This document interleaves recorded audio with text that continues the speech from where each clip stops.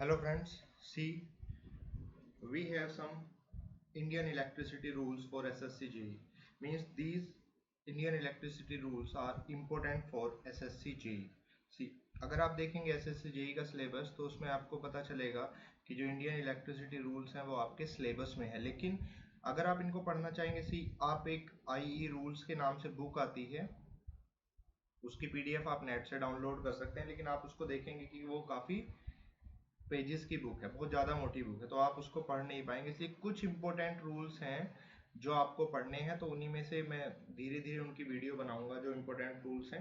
तो उसी में से कुछ important rules regarding the ground clearance हम बात करते हैं। Regarding the ground clearance, see ground clearance की बात करें तो देखिए ग्राउंड क्लियरेंस की बात क्यों हो रही है। मीन्स जो आपने ट्रांसमिशन लाइन देखी है, ठीक है, ये ट्रांसमिशन लाइन है 2-3 फेज की, तो आपको ग्राउंड से इनका क्लियरेंस कितना रखना है, मीन्स कितनी डिस्टेंस, क्योंकि देखिए लाइन क्या होगी 11 केवी की भी हो सकती है, 33 केवी की हो सकती है और 66 होगी, 132 होगी। अब ऐसा तो नहीं है कि आप ग्राउंड से, आपने देखा भी होगा, खुद कभी ऑब्जर्व किया होगा कि जो 33 केवी की लाइन है वो ग्राउंड से थोड़ी कम डिस्टेंस पर रहती है और 66 केवी की वो ग्राउंड से ज्यादा डिस्टेंस पर रहती है, ठीक है। आपको पता होगा due to the electric field, ठीक है। उसके बाद 132 केवी की होगी, वो और ज्यादा हाइट पर होगी, तो कुछ तो रूल्स होते ही होंगे। तो there are some set of rules, see तो उसी की मैं बात कर रहा हूँ। आई 1956 का रूल है। रूल क्या है, सी देखिए, minimum ground clearance of 33 kV uninsulated. देखो यहाँ ध्यान दो, अनइंसुलेटेड मीन्स, क्योंकि जो लाइन है वो कैसी हो सकती है, इंसुलेटेड भी हो सकती है। जो जैसे कि आपने देखे होंगे अंडरग्राउंड केबल्स होते हैं वो इंसुलेटेड रहते हैं, ठीक है, तो उसकी बात कर रहा है। यहाँ बात हो रही है अनइंसुलेटेड की, मीन्स बेयर कंडक्टर्स की। किसकी? बेयर कंडक्टर्स की। तो आपने जो देखे होंगे वो बेयर कंडक्टर्स ही होते हैं, सब bare conductors. Insulated electrical conductor is 5.2 meter, means ground से 5.2 मीटर होगी, या फीट में कन्वर्ट करेंगे तो it is come out to be 17 feet, 17 feet या 5.2 मीटर। ग्राउंड से रखनी है कितना? 33 केवी के लिए, ठीक है। चलो ये तो हमें पता चल गया 33 केवी के लिए इतना रखना है, लेकिन इससे ऊपर क्या? तो देखिए इससे ऊपर अगर आपको वोल्टेज बढ़ाना है तो आप क्या करेंगे, this clearance can be increase by 0.3 meter या 1 फीट।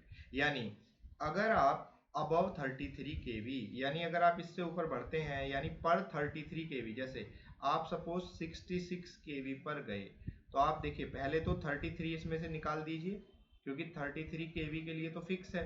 तो 33 केवी के लिए कितना फिक्स है? 5.2 मीटर, इतना तो आप रखेंगे ही रखेंगे। उसके बाद तो इसमें से बचा कितना? 33। तो मीन्स ऊपर 33 के लिए कितना ऊपर करना है? 1 फीट या 0.3 मीटर। तो 0.3 मीटर कर दिया, यानी कितना हो गया? 5.5 मीटर।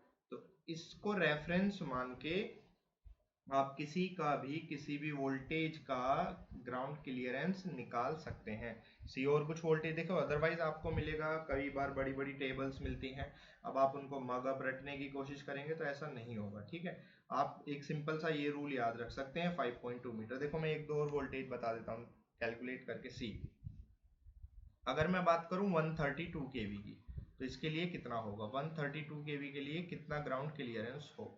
तो देखिए 132 केवी, सबसे पहले हमें पता है 33 केवी के लिए कितना है? 5.2 मीटर है। तो सबसे पहले 132 में से आप 33 माइनस कर लीजिए, क्योंकि इसके लिए तो फिक्स ही है। बचेगा कितना? 99 बचेगा, ठीक है, 99 बचेगा, क्योंकि इसके 33 के लिए कितना फिक्स है? 5.2 मीटर, ठीक है। इसके बाद प्लस करना है, बचा कितना? 99 केवी। हमें पता है पर 33, मतलब हर एक 33 केवी के लिए कितना बढ़ाना है? 1 फीट, यानी 0.3 मीटर। तो 99 में कितने 33 हैं? 3 से डिवाइड करके देख लो, 33 से डिवाइड करके देख लो तो ये कितना आएगा? 3, यानी 3 33 है इसमें। तो 3 33 है, मीन्स एक 33 के लिए कितना? 1 मीटर या 0.1 फीट या 0.3 मीटर। यानी ये कैलकुलेट करोगे 5.2 ये हो गया, 0.9 ये हो गया आपका, and this will be 6.1 meter. ऐसे कैलकुलेट कर सकते हो। और एक वोल्टेज लेके देख लेते हैं, सपोज फॉर एग्जांपल 400 केवी, क्योंकि एक दो एग्जामों में मिल जाते हैं क्वेश्चन। तो वही करना, आप सिंपल याद रखना, 400 में से सबसे पहले आप माइनस कर दो 33, जितना भी बच जाए ये बचेगा 367, उसको 33 से डिवाइड कर लो और इस 33 को मार्क कर लिया करो, फिक्स है कितना 5.2 मीटर। उसमें प्लस कितना करेंगे देखो 367 को 33 से डिवाइड किया, ये अप्रोक्सीमेटली जो इक्वल आएगा 11 के इक्वल आएगा, मैं अप्रोक्सीमेट कर देता हूँ। तो यानी 11 इंटू एक 33 के लिए कितना है 0.3, यानी ये आप कैलकुलेट करेंगे this will come out to be 8.84। ये सबसे अच्छा तरीका है किसी भी वोल्टेज पर क्लियरेंस, ग्राउंड क्लियरेंस निकालने का। ठीक है, आप देखो अब इस पे टेबल में चेक भी कर सकते हो। सपोज मैंने एक टेबल बनाई है, इस पे आप चेक करो, देखो 132 के लिए हमने अभी कैलकुलेट किया था, 132 केवी के लिए कितना आया था 6.10। आप देख लीजिए चेक करके, आया है ना ये 6.10। ठीक है, इसके बाद 220 पे आप खुद खुद से कैलकुलेट करेंगे, ये आपका होमवर्क हुआ। और 400 केवी पर कितना आया था 8.84। तो इस तरीके से आप ग्राउंड क्लियरेंस एक सिंपल तरीके से निकाल कैलकुलेट कर सकते हैं। सी बट ग्राउंड क्लियरेंस की बात कई बार कहाँ आती है, किसी और फॉर्म में भी आ जाती है। जैसे अगर मैं बात करूं तो रेलवे है जैसे, ठीक है, अब यहाँ रेलवे में तो ये रूल अप्लाई नहीं हो सकता कि ग्राउंड से इतना, क्योंकि उसके ऊपर तो खुद से एक ट्रांसमिशन लाइन आपने रेलवे के ऊपर देखी होगी, मान लीजिए ट्रेन है आपकी ये, तो इसके ऊपर से तो खुद एक ट्रांसमिशन लाइन है जो रेलवे वालों की। अब आप इसको इसके पैरेलल तो नहीं चला सकते ऐसे टच करके, तो रेलवे के लिए जो रूल्स होंगे वो अलग होते हैं। और रेलवे के रूल्स कहाँ इंपॉर्टेंट होते हैं, जैसे आरआरबी जेई का एग्जाम हुआ तो वहां ये रूल्स इंपॉर्टेंट होंगे। सी, तो मिनिमम हाइट अबव रेलवे, सबसे पहले देखिए इसमें तो आपको थोड़ा टेबल ही याद ही रखनी पड़ेगी, क्योंकि इसमें रूल नहीं है, बट आप सिंपल आप हिट एंड ट्रायल भी लगा सकते हैं। जैसे आपको पता हो नॉर्मल 132 केवी के लिए कितना निकल के आया था 6.10, तो उससे लगभग 8 फीट के आसपास आप ऊपर लेके चलेंगे, तो 6 और 8 6 और 8 14.6 हो जाएगा। इस तरीके से थोड़ा याद रख सकते हैं अगर आपको रेफरेंस पता है। देखिए बट क्वेश्चन आप में आपको कंफ्यूज कर सकता है, कैसे वो बोल देगा ब्रॉड गेज के लिए कितना, मीटर गेज के लिए कितना और नैरो गेज के लिए कितना होना चाहिए, क्या मिनिमम हाइट। तो देखिए है क्या ब्रॉड गेज, मीटर गेज और नैरो गेज। देखिए सबसे पहले होता क्या है रेलवे में, सी रेलवे में क्या होता है, आपने देखी होंगी दो रेल्स, जैसे दो मतलब आप पटरी बोल सकते हैं, इनके बीच की दो रेल्स के बीच की डिस्टेंस अगर 1 मीटर है तो उसको बोला जाता है मीटर गेज, जैसा कि आपको नाम से ही पता चल रहा होगा मीटर गेज। अगर इन दो रेल्स की यानी पटरियों के बीच की डिस्टेंस 1 मीटर से कम है तो उसको क्या बोलेंगे हम, नैरो गेज। ठीक है, और अगर इनसे ज्यादा है, 1 मीटर से ज्यादा है डिस्टेंस, तो broad gauge.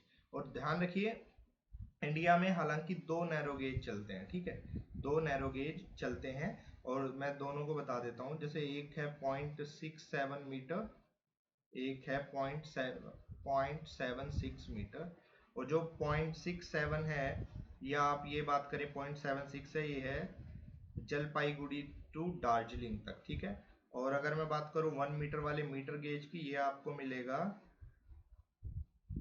Ahmedabad to Udaipur.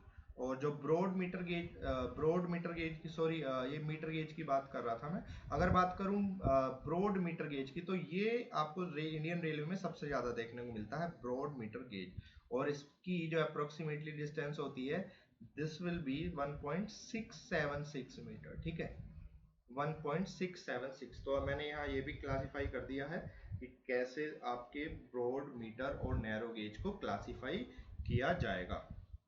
ठीक है, देखिए एक एक्स्ट्रा कॉन्सेप्ट है, हालांकि मैं और भी आई रूल्स पे वीडियो बनाता रहूंगा।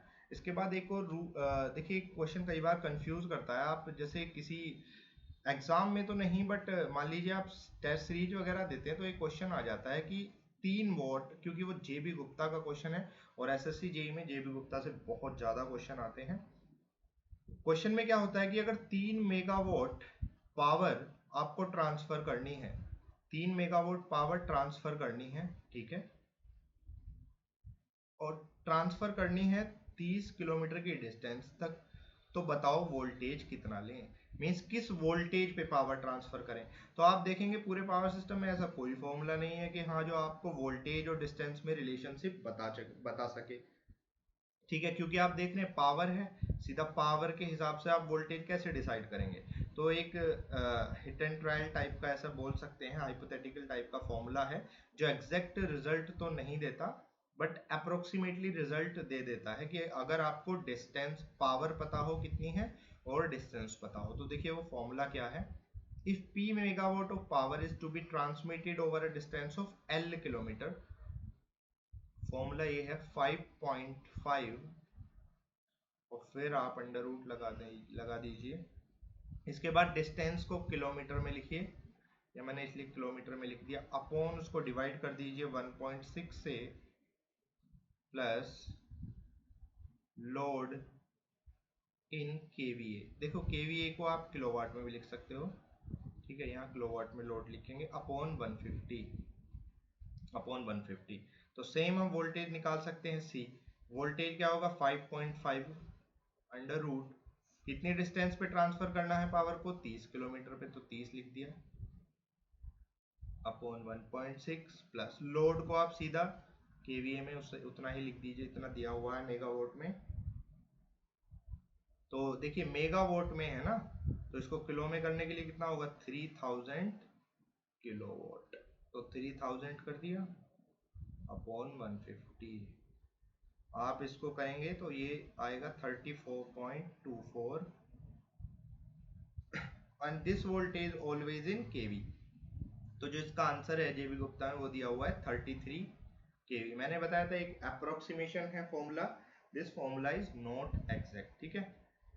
तो उसका क्वेश्चन का आंसर होगा 33 केवी। बस उस पे कई बार टेस्ट सीरीज में वोल्टेज भी बदल देता है, डिस्टेंस भी बदल देता है, तो आप इस फॉर्मूले को याद रख सकते हैं, ठीक है गाइस। Okay, thank you.